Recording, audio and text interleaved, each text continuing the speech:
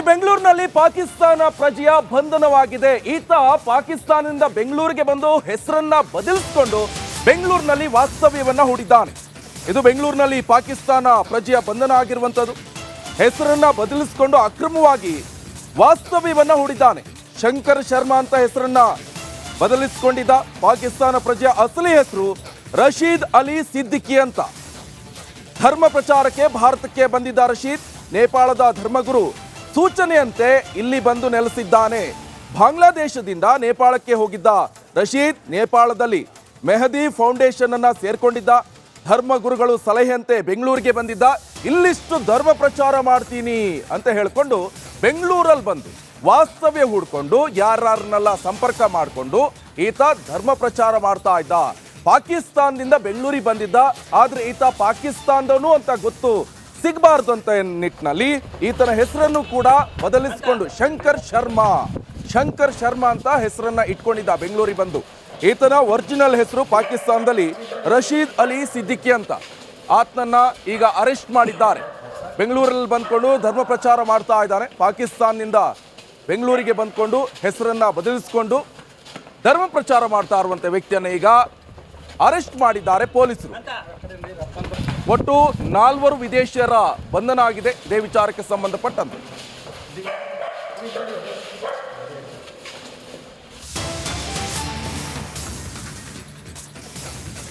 ಎಂಎಫ್ಐ ಧರ್ಮಗುರು ಯೂನಸ್ ಆಲ್ಗೋರ್ ಸೂಚನೆಯಂತೆ ಬೆಂಗಳೂರಿಗೆ ಬಂದಿದ್ದ ಈತ. ಬೆಂಗಳೂರಿನಲ್ಲಿ ವಾಸಿಂ ಮತ್ತು ಅಲ್ತಾಫ್ ಪರಿಚಯ ಆಗಿದ್ದಾರೆ. ಇವರ ಸಹಕಾರವನ್ನು ಪಡ್ಕೊಂಡು ಜಿಗಣಿಗೆ ಶಿಫ್ಟ್ ಆಗಿದ್ದಾನೆ ಈತ. ಜಿಗಣಿಯಲ್ಲಿ ಬಿರಿಯಾನಿ ಮಾರಾಟ ಮಾಡ್ತಿದ್ದಂತೆ ರಶೀದ್. ಎಷ್ಟು ವ್ಯವಸ್ಥಿತವಾದ ಜಾಲ ಇರುತ್ತೆ ಅನ್ನೋದಕ್ಕೆ ಈ ಪ್ರಕರಣ ಕೂಡ ದೊಡ್ಡ ಉದಾಹರಣೆ. ನೋಡಿ, ಬಾಂಗ್ಲಾದೇಶ, ಪಾಕಿಸ್ತಾನದಿಂದ ಮತ್ತೆ ದೆಹಲಿಯಿಂದ ಬೆಂಗಳೂರಿನಲ್ಲಿ ಆಲ್ರೆಡಿ ಇಲ್ಲಿದ್ದವರು ಆತನಿಗೆ ಬೇಕಾದ ಎಲ್ಲ ರೀತಿಯ ವ್ಯವಸ್ಥೆಯನ್ನು ಮಾಡಿಕೊಟ್ಟಿದ್ದಾರೆ. ಧರ್ಮ ಪ್ರಚಾರ ಮಾಡುವ ಸಲುವಾಗಿ ಇಲ್ಲಿಗೆ ಬಂದಿದ್ದ.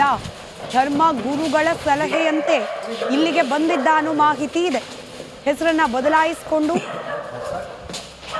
ಈತ ಇಲ್ಲಿ ವಾಸ ಮಾಡ್ತಿದ್ದ ಅನ್ನೋ ಮಾಹಿತಿ ಕೂಡ ಇದೆ. ಶಂಕರ್ ಶರ್ಮಾ ಅಂತ ಹೇಳಿ ಹೆಸರನ್ನ ಬದಲಾಯಿಸಿಕೊಂಡಿದ್ದಾನೆ. ಆಕ್ಚುಲಿ ಈತನ ಹೆಸರು ರಶೀದ್ ಅಲಿ ಸಿದ್ದಿಕಿ. ಎಲ್ಲಿಯ ರಶೀದ್ ಅಲಿ ಸಿದ್ದಿಕಿ, ಎಲ್ಲಿಯ ಶಂಕರ್ ಶರ್ಮಾ. ಧರ್ಮ ಪ್ರಚಾರಕ್ಕೆ ಅಂತ ಹೇಳಿ ಭಾರತಕ್ಕೆ ಬಂದಿದ್ದಂತೆ ರಶೀದ್ ನೇಪಾಳದ ಧರ್ಮಗುರು ಸೂಚನೆಯಂತೆ ಈತ ಇಲ್ಲಿಗೆ ಬಂದಿದ್ದಾನೆ. ಬಾಂಗ್ಲಾದೇಶದಿಂದ ನೇಪಾಳಕ್ಕೆ ಹೋಗಿ ಅಲ್ಲಿಂದ ಇಲ್ಲಿಗೆ ಬಂದಿದ್ದಾನೆ ಅನ್ನೋ ಮಾಹಿತಿ ಇದೆ. ನೇಪಾಳದಲ್ಲಿ ಮೆಹದಿ ಫೌಂಡೇಶನ್ ಅನ್ನ ಸೇರ್ಕೊಂಡಿದ್ದ. ಮೆಹದಿ ಫೌಂಡೇಶನ್ ಬಗ್ಗೆ ಇರುವ ಆರೋಪಗಳು, ಇದರಲ್ಲೂ ಭಾರತಕ್ಕೆ ವಿದ್ರೋಹವನ್ನ ತಂದೊಡ್ಡುವ ಸಂಚುಗಳು, ಯಾವೆಲ್ಲ ರೀತಿಯಲ್ಲಿ ಆರೋಪಗಳು ಆತನ ಆ ಸಂಸ್ಥೆ ಮೇಲಿದೆ, ಆ ಫೌಂಡೇಶನ್ ಅನ್ನ ಈತ ಸೇರ್ಕೊಂಡಿದ್ದಾನೆ. ಅಲ್ಲಿರುವ ಧರ್ಮ ಗುರುಗಳ ಸಲಹೆಯಂತೆ ಬೆಂಗಳೂರಿಗೆ ಬಂದಿದ್ದಾನೆ ಈತ.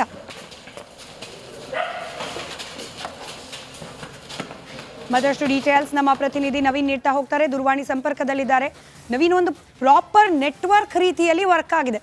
ಈತ ಪಾಕಿಸ್ತಾನದಿಂದ ಬಾಂಗ್ಲಾ, ನೇಪಾಳ, ಬೆಂಗಳೂರು, ಹಾಗೆ ಇಲ್ಲಿ ಬಂದ ಮೇಲೆ ವ್ಯವಸ್ಥೆಗಳು ಎಲ್ಲವೂ ಕೂಡ ಪ್ರಾಪರ್ ನೆಟ್ವರ್ಕ್. ಸ್ಮಿತಾ, ಜಿಗಣಿ ಸಮೀಪದಲ್ಲಿ ಏನು ಪಾಕಿಸ್ತಾನದ ಮೂಲದ ಪ್ರಜೆ ಏನು ಬಂಧನ ಆಗಿದೆ, ಆತ ಏನು ವಾಸ ಇದ್ದ ಸ್ಥಳದಿಂದ ಈಗ ಆತನನ್ನ ಬಂಧನ ಮಾಡಿ ಜಿಗಣಿ ಠಾಣೆಗೆ ಜಿಗಣಿ ಇನ್ಸ್ಪೆಕ್ಟರ್ ಮಂಜುನಾಥ್ ಕರೆದುಕೊಂಡು ಬಂದಿರುವಂತದ್ದು. ಕೆಲವು ಹೊತ್ತಿನಲ್ಲಿ ಆರೋಪಿಯ ತನಿಖೆಯನ್ನು ಕೂಡ ಮಾಡ್ಲಿಕ್ಕೆ ಪೊಲೀಸರು ಎಲ್ಲ ಸಿದ್ಧತೆಗಳನ್ನ ಕೂಡ ಮಾಡ್ಕೊಂಡಿದ್ದಾರೆ. ಜೊತೆಗೆ ಇಲ್ಲಿ ಈತನ ಅಸಲಿ ಮುಖವನ್ನ ಗಮನಿಸ್ತಾ ಹೋದ್ರೆ ಈತನ ಅಸಲಿ ಹೆಸರು ರಶೀದ್ ಅಲಿ ಸಿದ್ದಿಕಿ ಅಂತ ಇರುವಂತದ್ದು. ಆದ್ರೆ ಈತ ಬೆಂಗಳೂರಿಗೆ ಬಂದ ನಂತರ ಶಂಕರ್ ಶರ್ಮಾ ಅಂತ ಹೆಸರನ್ನು ಕೂಡ ಬದಲಾವಣೆ ಮಾಡಿಕೊಂಡಿರ್ತಾನೆ. ಜೊತೆಗೆ ಈತ ಏನ್ ಮಾಡ್ತಿದ್ದ ಅಂತ ಹೇಳಿದ್ರೆ ಅಪಾರ್ಟ್ಮೆಂಟ್ ಒಂದರಲ್ಲಿ ಮನೆಯನ್ನ ಮಾಡಿಕೊಂಡು ಪತ್ನಿಯ ಜೊತೆಗಿದ್ದು ಆನ್ಲೈನ್ ಮೂಲಕ ಫುಡ್ ಸರಬರಾಜು ಕೂಡ ಮಾಡ್ತಾ ಇದ್ದ. ಜೊತೆಗೆ ಪ್ರತಿದಿನವೂ ಕೂಡ ಏನು ಈತ ಇಲ್ಲಿಂದ ಆನ್ಲೈನ್ ಮೂಲಕ ಬೇರೆ ಬೇರೆ ಕಡೆಗೆ ಬಿರಿಯಾನಿ ಸಪ್ಲೈ ಮಾಡುವ ಒಂದಷ್ಟು ಕೆಲಸವನ್ನು ಕೂಡ ಮಾಡ್ತಾ ಇದ್ದ. ಕಳೆದ 6 ವರ್ಷದಿಂದ ಈತ ಏನು ವಾಸ ಕೂಡ ಇದ್ದ ಅನ್ನೋ ಕೂಡ ಮಾಹಿತಿಗೆ ಗೊತ್ತಾಗಿದೆ. ಜೊತೆಗೆ ಈತ ಇಲ್ಲಿಗೆ ಹೇಗೆ ಬಂದ ಅನ್ನೋದು ಕೂಡ ಒಂದು ರೀತಿಯ ರೋಚಕವಾದ ಮಾಹಿತಿ ಕೂಡ ಇರುವಂತದ್ದು. ಪಾಕಿಸ್ತಾನದಲ್ಲಿ ಈತ ಇದ್ದ ಸಂದರ್ಭದಲ್ಲಿ ಅಲ್ಲಿನ ಧರ್ಮಗುರುಗಳ ಪ್ರಚಾರವನ್ನ ಸರಿಯಾದ ರೀತಿಯ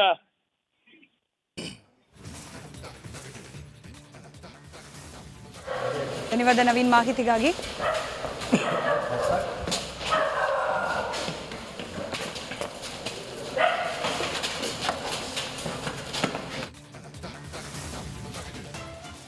ವಿಚಾರಕ್ಕೆ ಸಂಬಂಧಪಟ್ಟಂತೆ ಗೃಹ ಸಚಿವರಾದಂತ ಡಾಕ್ಟರ್ ಜಿ ಪರಮೇಶ್ವರ್ ಅವರು ಪ್ರತಿಕ್ರಿಯೆ ಕೊಟ್ಟಿದ್ದಾರೆ. ಅವರು ಏನ್ ಹೇಳ್ತಾ ಇದ್ದಾರೆ ಅಂತ ಹೇಳಿದ್ರೆ, ಕೇಂದ್ರ ಸರ್ಕಾರ ನೇರ ಹೊಣೆ ಇದಕ್ಕೆ ಅಂತ ಹೇಳ್ತಾ ಇದ್ದಾರೆ.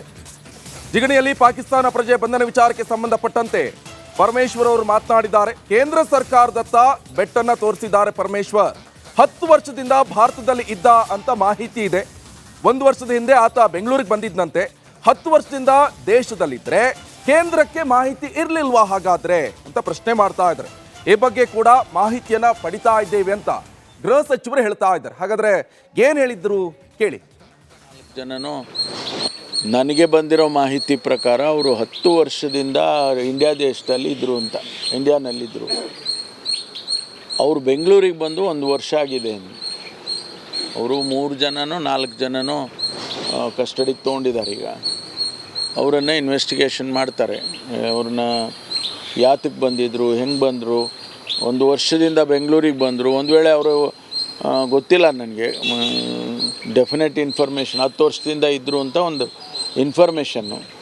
ಒಂದು ವೇಳೆ 10 ವರ್ಷದಿಂದ ಇರೋದೇ ಸತ್ಯ ಆಗಿದ್ದರೆ 10 ವರ್ಷದಿಂದ ಯಾಕೆ ಅವರು ಯಾರೂ ಕೂಡ ಇಂಟೆಲಿಜೆನ್ಸ್ ಏಜೆನ್ಸಿಯಲ್ಲೂ ಕೂಡ ಅವ್ರನ್ನ ಇದು ಮಾಡಲಿಲ್ಲ ಅಂತ. ಅವರು ಎಲ್ಲಿವರೆಗೆ ಹೋಗಿದ್ದಾರೆ ಅಂದರೆ ಪಾಸ್ಪೋರ್ಟನ್ನು ಮಾಡ್ಕೊಳ್ಳೋವರೆಗೂ ಹೋಗಿದ್ದಾರೆ. ಆಧಾರ್ ಕಾರ್ಡ್ ಕೂಡ ಇದೆ. ಪಾಸ್ಪೋರ್ಟೇ ಅಂದರೆ ಇನ್ನು ಆಧಾರದ ಎಷ್ಟೊತ್ತು. ಪಾಸ್ಪೋರ್ಟು ಭಾಳ ಸ್ಕ್ರೂಟಿನಿ ಮಾಡಿ ಮಾಡಿಕೊಡ್ತಾರೆ. ಅಂಥದ್ರಲ್ಲಿ ಪಾಸ್ಪೋರ್ಟೇ ಮಾಡ್ಕೊಂಡಿದ್ದಾರಂತೆ. ಆಮೇಲೆ ಆಧಾರ್ ಕಾರ್ಡ್ಗಳು, ಏನೇನು ಕಾರ್ಡು, ಆಮೇಲೆ ಹೆಸರುಗಳು ಬದಲಾಯಿಸಿದ್ದಾರೆ, ಹೆಸರು ಬದಲಾಯಿಸ್ಕೊಂಡಿದ್ದಾರೆ. ರೆಸ್ಟೋರೆಂಟೋ ಏನೋ ನಡೆಸ್ತಾ ಇದ್ದಾರೆ ಅಂತೆ, ನಾವು ನಡೆಸ್ತಿದ್ರು ಅಂತ ಹೇಳಿದ್ದಾರೆ. ಅದರಿಂದ ನೋಡೋಣ, ಅದು ಇನ್ನೂ ಫರ್ದರ್ ಇನ್ವೆಸ್ಟಿಗೇಷನ್ ಆದಮೇಲೆ ಏನು ಇನ್ಫಾರ್ಮೇಷನ್ ಬರುತ್ತೆ ಅಂತ ನೋಡೋಣ. ಎಲ್ಲ ಕಳಿಸ್ತೀನಿ, ಯಾರನ್ನಾದರೂ ನಮ್ಮ ಹಿರಿಯ ಅಧಿಕಾರಿಗಳನ್ನ ಕಳಿಸ್ತೀನಿ, ಇಲ್ಲಾಂದ್ರೆ ನಾನೇ ವಿಸಿಟ್ ಮಾಡ್ತೇನೆ. ಒಂದು ಸಾರಿ ವಿಸಿಟ್ ಮಾಡಿ ಅದಕ್ಕೆ ಸೂಕ್ತ ನಿರ್ದೇಶನ ಕೊಡ್ತೀನಿ.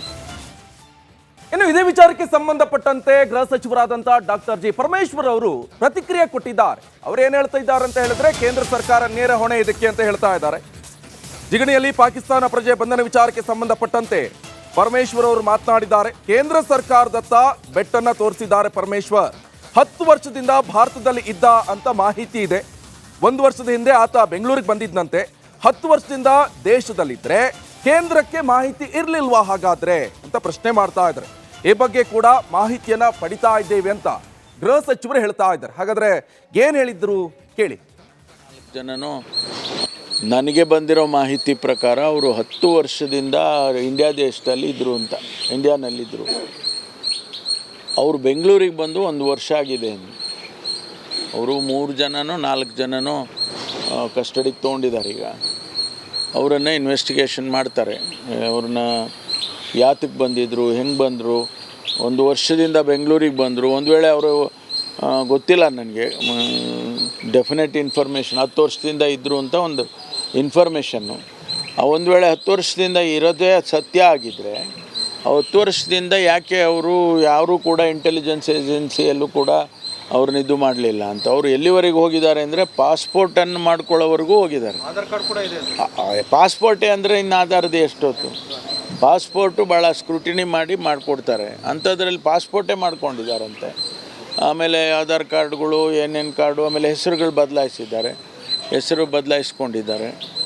ರೆಸ್ಟೋರೆಂಟೋ ಏನೋ ನಡೆಸ್ತಾ ಇದ್ದಾರೆ ಅಂತೆ, ನಾವು ನಡೆಸ್ತಿದ್ರು ಅಂತ ಹೇಳಿದ್ದಾರೆ. ಅದರಿಂದ ನೋಡೋಣ, ಅದು ಇನ್ನೂ ಫರ್ದರ್ ಇನ್ವೆಸ್ಟಿಗೇಷನ್ ಆದಮೇಲೆ ಏನು ಇನ್ಫಾರ್ಮೇಷನ್ ಬರುತ್ತೆ ಅಂತ ನೋಡೋಣ. ಎಲ್ಲ ಕಳಿಸ್ತೀನಿ, ಯಾರನ್ನಾದರೂ ನಮ್ಮ ಹಿರಿಯ ಅಧಿಕಾರಿಗಳನ್ನ ಕಳಿಸ್ತೀನಿ, ಇಲ್ಲಾಂದ್ರೆ ನಾನೇ ವಿಸಿಟ್ ಮಾಡ್ತೇನೆ. ಒಂದು ಸಾರಿ ವಿಸಿಟ್ ಮಾಡಿ ಅದಕ್ಕೆ ಸೂಕ್ತ ನಿರ್ದೇಶನ ಕೊಡ್ತೀನಿ.